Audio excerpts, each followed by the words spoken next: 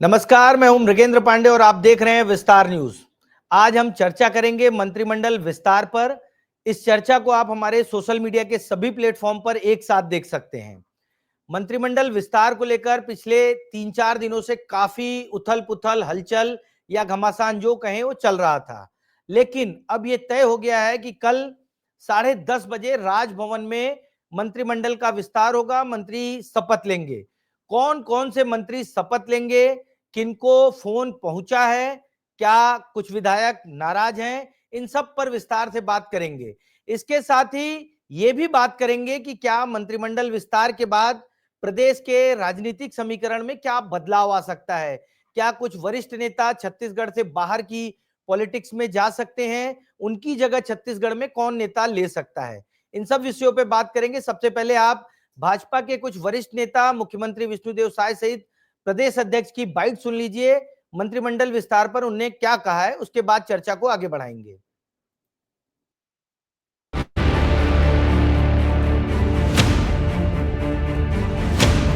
अच्छा सरसा है, कुछ होने वाला है, लेकिन अभी तक कोई इन्फॉर्मेशन है नहीं है। राज्यपाल जी ने कह दिया है कुछ बड़ा होने वाला है, तो कल बड़ा होगा, देखेंगे, सब मिलेंगे वहीं पे।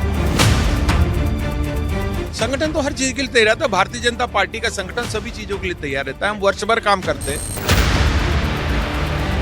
अब इंतजार की घड़ी आप लोगों की पूरी हो रही है।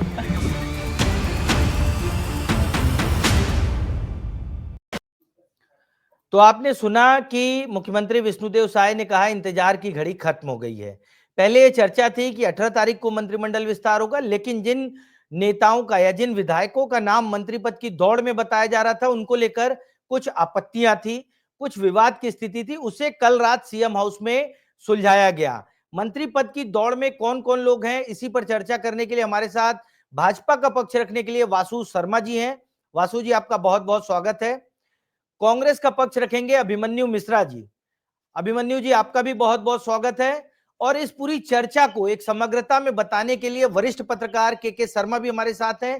के शर्मा जी, आपका भी बहुत बहुत स्वागत है।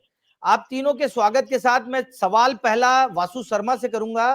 क्या 3 मंत्रियों के नाम फाइनल हो गए और उन मंत्रियों के पास फोन पहुंच गया है कि कल शपथ ग्रहण में आना है?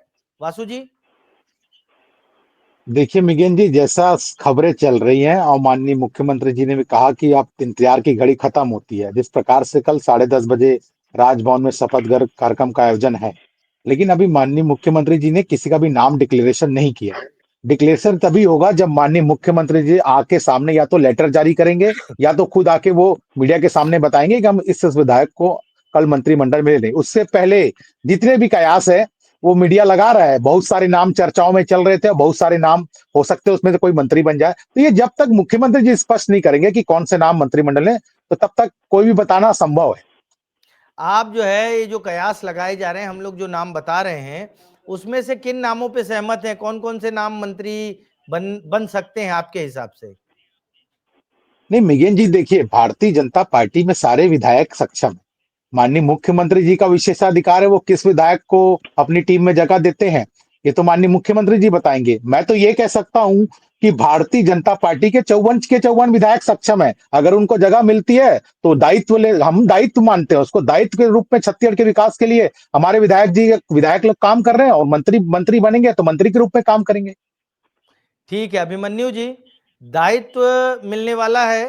क्या लगता है दायित्व में कौन कौन से विधायक सफल हो सकते हैं? क्या समीकरण है अभिमन्यु जी?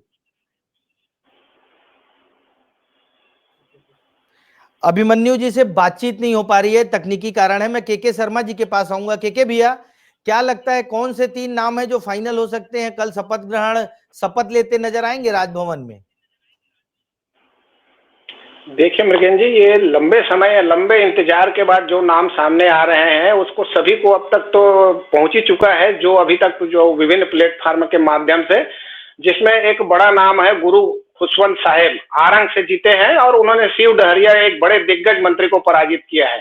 दूसरा एक बड़ा नाम आता है उसमें राजेश अग्रवाल। बड़ा नाम इसलिए कि उन्होंने टीएस सिंहदेव उप मुख्यमंत्री को मात्र 94 मतों से पराजित किया था। तीसरा नाम आता है आरएसएस बैकग्राउंड से है, दुर्ग से विधायक है, उन्होंने भी एक बड़े चेहरा अरुण वोरा को पराजित किया है। तो ये बड़े चेहरों को पराजित करना एक कारण है क्या इनको चयन के पीछे, क्योंकि तीनों ही पहली बार विधायक हैं और इनको डायरेक्ट मंत्रिमंडल में शामिल किया जा रहा है। एक विषय ये है। दूसरा ये है कि जो कल शपथ ग्रहण होने वाला है राजभवन से में अभी जो तैयारी चल रही है वो नाम परिवर्तन अभी हुआ है परसों 15 अगस्त को, कि जिसमें हम छत्तीसगढ़ मंडपम नाम रखा गया है दरबार हाल को। यहाँ पे तैयारी शुरू हो गई है, ये एक बड़ी जानकारी है, अपने दर्शकों को मिलनी चाहिए।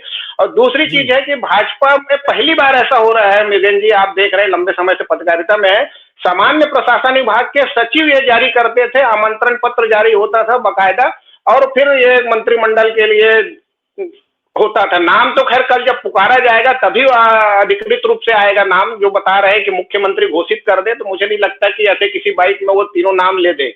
दूसरी बात यह है कि जो मंत्री जिनको शपथ लेने वाले हैं उनको लेकर के जो वरिष्ठ विधायक हैं, जो 8 ऐसे हैं जो पूर्व मंत्री रह चुके हैं, इनको जो शामिल नहीं किया जा रहा है, इसके पीछे क्या कारण हो सकता है? इसमें एक तो भाजपा की बात आती है कि गुड गवर्नेंस की जो बात है, और जो जीरो टॉलरेंस भ्रष्टाचार को लेकर बात चल रही है। क्या नए विधायकों के माध्यम से एक नियंत्रण भाजपा संगठन का रहेगा जिसके माध्यम से जो मोदी की गारंटी है प्रमुख रूप से और अन्य विकास कार्य उनको लागू करने की बात आ रही है।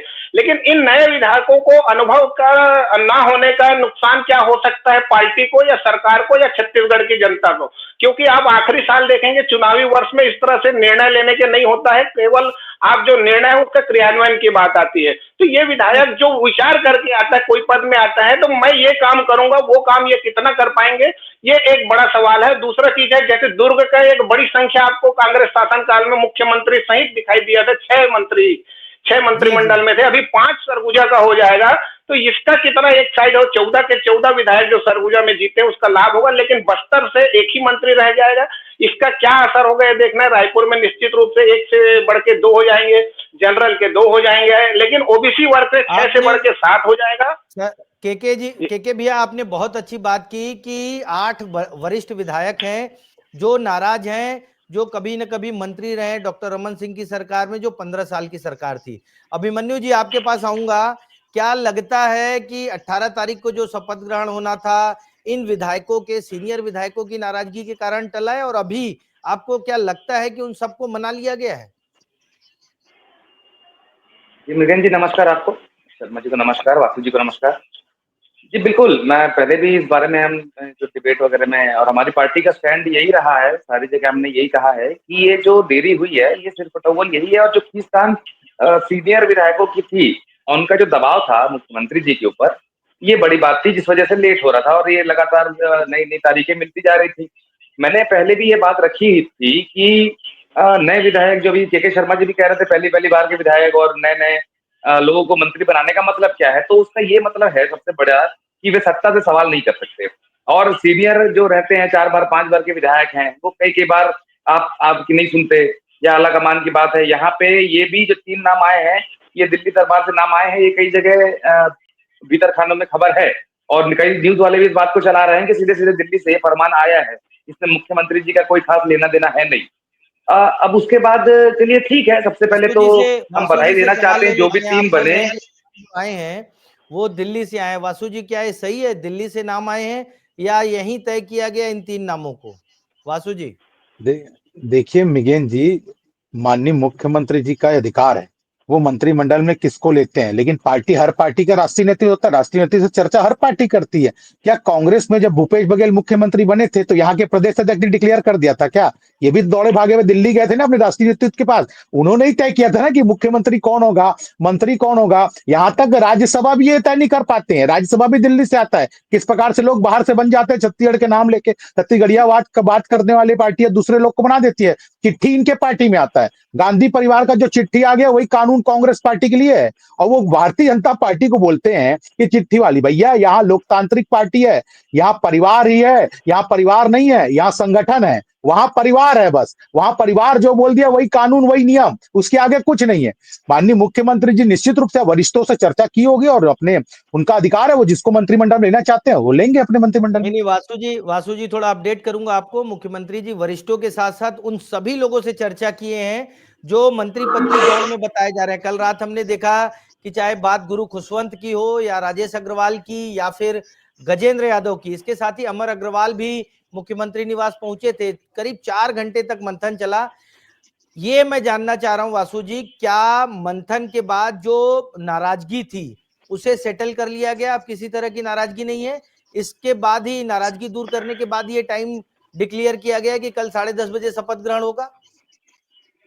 नहीं मिगेन जी, मुझे तो ये समझ नहीं आ रहा है कि नाराजगी की खबरें कहां से आ रही है। नाराजगी की खबरें कांग्रेस पार्टी पर नैरेटिव सेट कर दी कि इनकी नाराजगी है। किसी भी नेता ने ऐसा कहा कि मुझे मंत्रिमंडल में नहीं ले रहे इसलिए नाराजगी है? कभी भी माननीय मुख्यमंत्री या भारतीय जनता पार्टी की तरफ से कहा गया कि भाई इस दिन शपथ होने वाला है और शपथ टल गया? ये तो सारी खबरें मीडिया में चल रही है कि आज होने वाला है, कल होने वाला है। मुख्यमंत्री जी राजभवन पहुंच जाते हैं तो खबरें हो जाती है ठीक कि है, मंत्रिमंडल अभिमन्यु जी के विस्तार पास होने वाला है। आऊंगा, तो आपसे भी जवाब ले लूंगा। ये नैरेटिव क्या कांग्रेस पार्टी सेट करने में सफल हो गई कि कांग्रेस बीजेपी में गुटबाजी है? अभिमन्यु जी, और वासु जी के सवाल का जवाब भी दे दीजिएगा। नितिन जी, मैं थोड़ा चाहूंगा आपसे कि थोड़ा समय दिया जाए मुझे बोलने का इस बार। हाँ, पूरा समय लीजिए, ये हमारे चाह पास रहा बहुत समय है जी। जी, ओपनिंग स्टेटमेंट में क्योंकि नहीं बोल पाया ठीक से। देखिए ये है कि शुरुआत से ही हमने तो नहीं कहा था, अजय चंद्राकर जी ने कहा था कि मुझे जवाब देने वाला बना दो और तो मैं सवाल पूछना छोड़ दूंगा। ये हमने कहा था क्या? अजय चंद्राकर जी ने कहा था ना, माने वो मंत्री बनना चाहते थे इसलिए सवाल पूछ रहे थे। उसके अलावा अमर अग्रवाल जी हैं और भी जो वरिष्ठ विधायकों का कैसा दबाव था, क्या था? ये मीडिया के माध्यम से खबरें आ रही थी। बिल्कुल सही बोल रहे हैं वासु जी, लेकिन कोई पार्टी के लोग अपने मुंह से ये बात नहीं बोलते हैं। ये आप भी जानते हैं, मैं भी जानता हूँ, वासु जी भी अच्छी तरीके से जानते हैं। और मीडिया के माध्यम से जो खबरें आती हैं, या तो फिर वासु जी कह दें कि मीडिया जो है छत्तीसगढ़ की वो झूठी है और झूठी खबरें फैला रही है।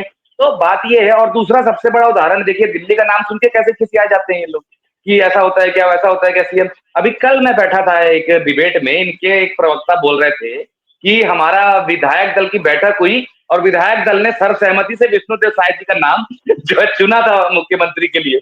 अब ये बोलते हैं कि केंद्र से तय हुआ। अब देखिए, वो केंद्र से ही मुख्यमंत्री का नेतृत्व ज्यादातर पार्टियां तय करती है, हम सभी को ही जानते हैं। लेकिन जो मंत्री बनाना होता है वो विशेषाधिकार मुख्यमंत्री का होता है और उसमें केंद्रीय हस्तक्षेप अगर होगा तो उसमें फिर समीकरण बिगड़ेंगे। जैसे पहले भी कहा था ना, यादव समाज से कोई मंत्री नहीं है तो एक मंत्री लिया जा रहा है। उसके बाद एक मंत्री सरगुजा संभाग के 5 मंत्री हो गए हैं। उसके बाद और भी चीजें हैं जो लगातार ऐसा जो डिसबैलेंस है एक मंत्रिमंडल में वो सामने आ रही है। क्यों आ रहा है? क्योंकि ये लोकल नेतृत्व जो छत्तीसगढ़ का भारतीय जनता पार्टी का है वो तय तो नहीं कर रहा है, ये केंद्रीय नेतृत्व तय कर रहा है कौन बनेगा कौन नहीं बनेगा। जो सवाल नहीं पूछ सकता वो बनेगा, जो सवाल पूछने में सक्षम है वो नहीं बनेगा। ये सीधी सी बात है, क्योंकि इनको रिमोट कंट्रोल की सरकार छत्तीसगढ़ में चलानी है। ये सबसे बड़ा रीजन ठीक है, है। के शर्मा जी के पास आऊंगा। के भैया, क्या ऐसा लगता है कि डिसबैलेंस हो रहा है?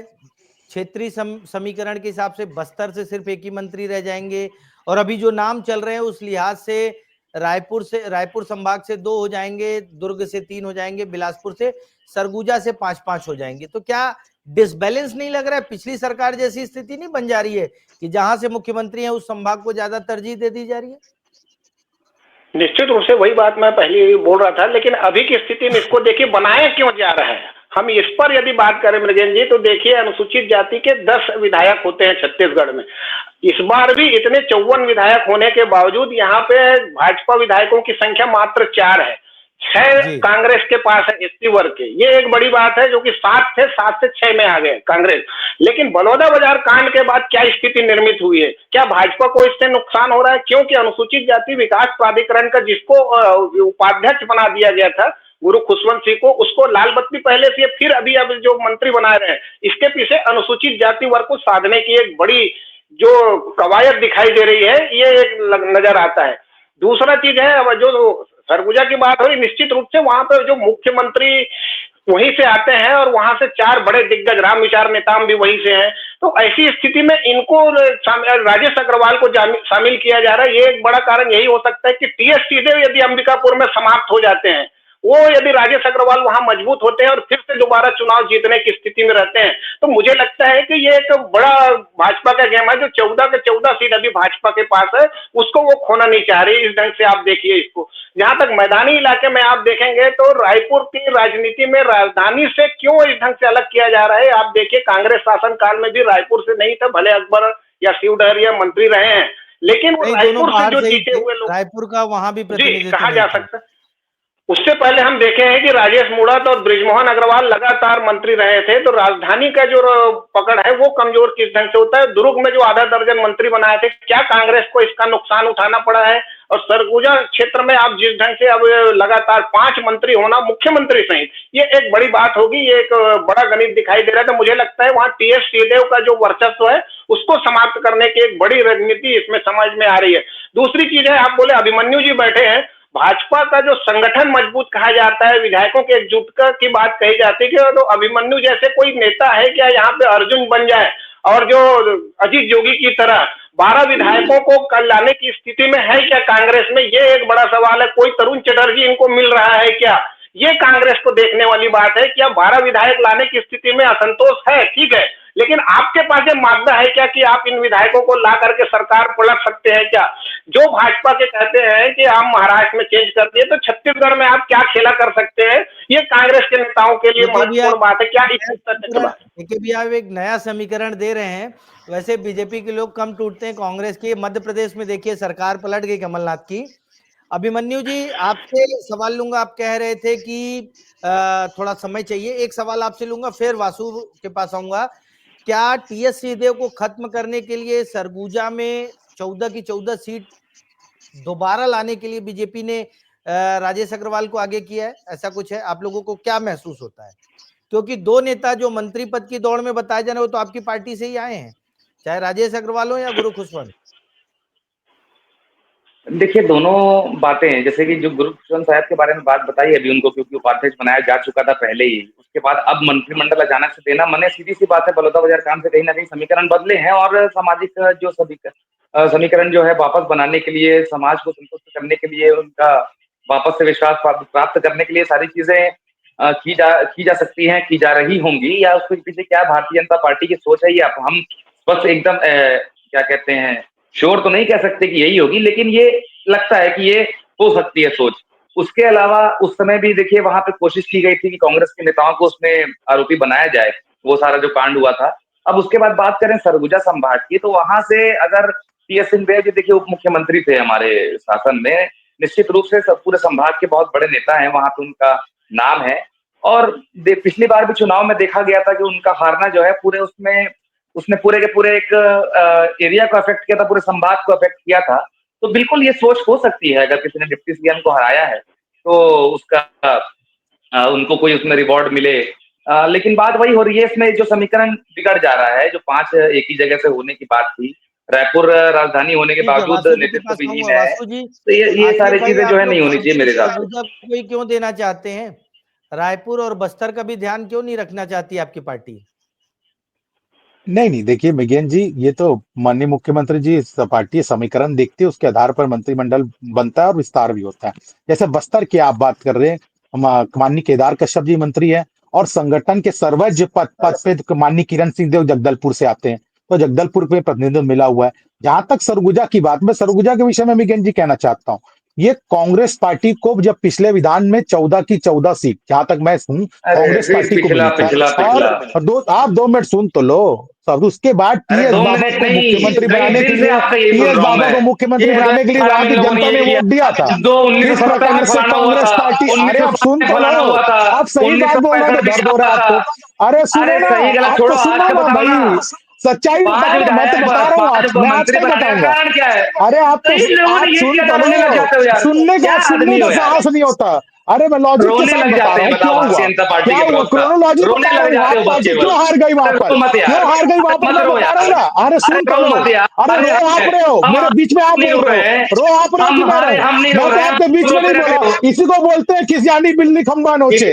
अरे आपके बीच में नहीं बोला, आप थोड़ा शांति हो जाओ। हाँ, अरे रो देख रही जनता, अरे भैया देख रही जनता, अरे जनता देख रही है, बीच में नहीं बोलना चाहिए, यही आदत अच्छी नहीं है। दुनिया देख रही है, जवाब मांग रही जनता, इतिहास नहीं पूछ रही देखिए, जनता। सुनिए, इतिहास भी बताना पड़ता है। कैसे कांग्रेस पार्टी के प्रवक्ता पहले कुछ कहते थे, अभी कुछ कहते हैं, बताना पड़ेगा। देखिए मृगेन जी, तो जिस उससे प्रकार क्या से वोट जाएगा? सरगुजा की जनता ने टीएस बाबा के लिए 14 में 14 सीट झोली में डाली थी, किस क्या प्रकार जाएगा? सरगुजा के साथ पिछले 5 साल तो में पिछली बार सौतेला व्यवहार हुआ। उस भारतीय जनता पार्टी को वहां की जनता ने 14 सीट दी है, और माननीय मुख्यमंत्री जी को वहां पर अगर मंत्री बना रहे तो कोई आपत्ति नहीं होनी चाहिए।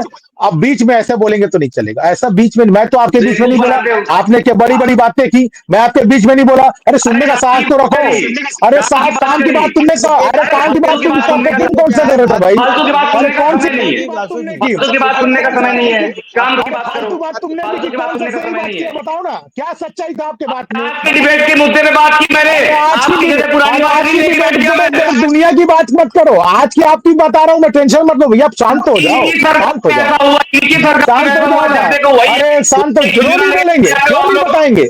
अरे बताना पड़ेगा, जिस रात से आपको चेहरा जो है ना वो दिखाना पड़ेगा। जो सरकार में थे कुछ बोलते थे, आज कुछ बोल रहे हो, क्यों नहीं बताएंगे? क्यों डर दे? को आप लोग दे रहे हैं, वासु जी सब कुछ सरगुजा को दे रहे हैं, आप लोग आज की बात करिए। आज आखिर ऐसा क्या है कि अरे जवाब नहीं दे सकते हो, फिर 18 में जाएंगे। क्यों नहीं प्रतिनिधित्व उतना मिल पा रहा है? रायपुर राजधानी है, उसको क्यों प्रतिनिधित्व नहीं मिल पा रहा है? जवाब दे तो चैलेंज है मेरा, दे तो जवाब इस बात का।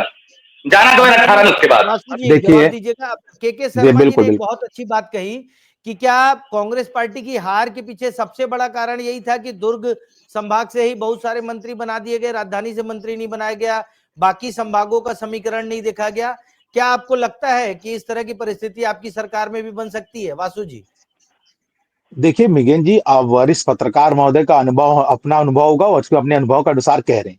लेकिन चुनाव हारना जीतने में बहुत सारे समीकरण होते हैं। जिस प्रकार से उनके सरकार में 5-6 मंत्री दुर्ग से आते थे, अभी 4 मंत्री माननीय मुख्यमंत्री जी को करके 3 मंत्री सरगुजा संभाग से हैं। बस बिलासपुर से 3 है, रायपुर से 1 थे, अभी आप कह रहे हैं कि खुशवंत साहब जी का नाम चल रहा है। तो जिस हिसाब से सारे जगह समीकरण करके बनाया जा रहा है। राजधानी की बात जहां तक करूं मैं, इनके सरकार में राजधानी में किसी को मंत्री नहीं बनाया गया, लेकिन पिछले 3 बार से माननीय बृजमोहन अग्रवाल जी, माननीय राजेश सिन्हा जी को लगातार राजधानी में मंत्री बनाया गया। अब पार्टी निर्णय करेगी कि रायपुर राजधानी बनाए कि संभाग से किसी को लेना, ये तो माननीय मुख्यमंत्री जी निर्णय करेंगे। लेकिन हमने सारे संभागों से मंत्री बनाया है, और सारे समीकरण को भी देख के बनाया है। लेकिन राजधानी रायपुर की 5 की 5 सीट पहली बार बीजेपी जीती है। लोगों को उम्मीद है कि रायपुर राजधानी से होना चाहिए। के भैया के पास आऊंगा एक फाइनल कमेंट के लिए। के भैया, क्या लगता है कि मंत्रिमंडल, क्योंकि अभी मंत्रियों के पास फोन पहुंचा है कि नहीं जो मंत्री बनने वाले हैं, और कल क्या संभावना, क्या कुछ उलटफेर जो नाम चल रहे हैं उसमें उलटफेर हो सकता है? के भैया फाइनल कमेंट आपका। मृगेन जी, सबसे महत्वपूर्ण बात है, अभी 3 नाम तो चल ही रहे हैं, लेकिन राजनीति में आखिरी तक कुछ भी नहीं कर सकते। और भाजपा जो है अभी चौंकाने वाले नाम लाने में की दृष्टि से देख सकते हैं मुख्यमंत्री मंत्रियों का। आज जो बड़ा, जो मेरे को लगता है कि यदि कुछ हो सकता है इन नामों में परिवर्तन, तो रमन सिंह और नरेंद्र मोदी की चर्चा के बाद यदि कुछ डिसीजन में चेंज हो सकता है क्या, ये एक बड़ी बात है। जब ये 2 बड़े लीडर मिलते हैं तो इस तरह से इतने बड़े, जब कल यहाँ मंत्रिमंडल विस्तार होना, निश्चित रूप से इस पर भी चर्चा हुई होगी। महाराष्ट्र के राज्यपाल को लेकर बात कही जा रही है, उस पर भी देखना है कि क्या डिसीजन होता है। यदि विधानसभा अध्यक्ष को राज्यपाल प्रमोट करते हैं तो यहाँ पे नए नाम लेने के तब वरिष्ठ 8 जो पूर्व मंत्री हैं वो, और जो सांसद 3 हैं, गोमती साय, रेणुका सिंह, सुनील सोनी, इतने बड़े दिग्गज नेताओं को यदि आप टिकट नहीं, अभी मंत्री नहीं बना रहे हैं, तो क्या आने वाले समय में इनकी टिकट भी खतरे में है क्या, ये भी देखना होगा। जी अभिमन्यु जी, क्या लगता है डॉक्टर रमन सिंह की पीएम नरेंद्र मोदी से मुलाकात के बाद कुछ समीकरण बदल जाएगा? एक फाइनल कमेंट आपका। देखिए, अब वो पार्टी, इनके पार्टी का मामला है, इसमें बहुत ज्यादा हमें टीका टिप्पणी करने की जरूरत तो नहीं है। सबसे बड़ी बात तो यही है कि जो भी 3 बने, सबसे पहले तो उनको शुभकामनाएं देना चाहता हूं अपनी तरफ से। और जो काम रुके हुए हैं, शिक्षा विभाग का काम रुके हुए हैं, उन काम को जल्द से जल्द आगे बढ़ाएं, ये सारी हमारी शुभकामनाओं के साथ है। बिल्कुल रमन सिंह जी बड़े नेता हैं, हम समीकरण बदलने का मादा भी रखते हैं, और अगर चाहें तो कल तक हो सकता है 10:30 तक समीकरण बदल दें। तो जो 3 नाम तय है वो शपथ लेंगे। हमको काम से मतलब है, कोई भी मंत्री बने उससे फर्क नहीं पड़ता, लेकिन जो ये मंत्रालय के पेंडिंग काम पड़े हुए हैं उसको सुचारू रूप से आगे बढ़ाने का हमारा काम है। इन मंत्रियों को भी ज्ञापन दिया जाएगा, पत्रों के माध्यम से घेराव किया जाएगा, सब जो भी इनके आगे में आएंगी बातें, और जो त्रुटियां भी आएंगी उन सबका हमारे तरफ से सवाल पूछा जाएगा। ही है, आप लोग विपक्ष में मंत्री को घेरेंगे। वासु जी एक फाइनल कमेंट क्या लगता है कि कुछ बदलाव हो सकते हैं जो संभावित नाम है, या फिर पार्टी ने सब कुछ सेटल कर लिया है, सब मान गए हैं, कोई नाराज नहीं, कोई दुखी नहीं, और कल 10:30 बजे सब लोग अच्छे अच्छे कपड़े पहन के राजभवन में मिलेंगे सब विधायक? देखिए, निश्चित रूप से मृगेन जी, भारतीय जनता पार्टी में गुटबाजी नाम की कोई चीज नहीं। सारे, अगर माननीय मुख्यमंत्री जी ने निर्णय ले लिया किसको बनाना है, किसको रखना है टीम में, तो यहाँ पर कोई, कहीं पर भी कोई दिक्कत नहीं। सारे विधायक, सारे पार्टी के कार्यकर्ता आपको मिलेंगे। निश्चित रूप से जो भी मंत्री बनेगा उसका कल आप देखिएगा, वहां पर स्वागत भी होगा, सारे पार्टी के कार्यकर्ता स्वागत करेंगे। जहां तक ठीक। रमन सिंह जी की आप लोग बात कर रहे हैं, रमन सिंह जी तो विधानसभा का जो उद्घाटन होना है उनके लिए न्योता देने के लिए गए हैं। अब माननीय रमन सिंह जी का अलग काम है, माननीय मुख्यमंत्री जी का अलग काम है, अपने अपना काम सब कर रहे हैं। ठीक है। तो आपने सुना कि डॉक्टर रमन सिंह की प्रधानमंत्री नरेंद्र मोदी से मुलाकात हुई है, और ये चर्चा है, राजनीतिक हल्के में भी चर्चा है कि क्या कुछ बदल सकता है, क्या कुछ उलटफेर हो सकता है। जो 3 नाम चल रहे हैं, वरिष्ठ पत्रकार के शर्मा जी ने भी बताया, और हमारे पैनल में जो साथी हैं उन लोगों ने भी बताया कि क्या इसमें कुछ बदलाव हो सकता है। जो नाम चल रहे हैं, क्या वही लोग शपथ लेंगे? 8 वरिष्ठ विधायक जो कभी मंत्री रहे या सीनियरिटी के हिसाब से काफी बड़े हैं, 3 पूर्व सांसद जो विधायक हैं, वो अगर मंत्री नहीं बनते हैं तो क्या समीकरण हो सकते हैं। इन सब पर कयास और मंथन जारी है। आज की चर्चा को यहीं विराम देते हैं। कल शपथ ग्रहण होगा, उसके लिए हम 3 नए मंत्रियों को अग्रिम बधाई देते हैं, और उम्मीद करेंगे कि हमने अपनी चर्चा में जिन 3 नामों का जिक्र किया है, जिन 3 विधायकों के मंत्री बनने की चर्चा की है, वो मंत्री पद की शपथ ले। आज की चर्चा में बस इतना ही। आप सभी का बहुत बहुत धन्यवाद। कल किसी और विषय को लेकर एक बार फिर हाजिर होंगे। नमस्कार।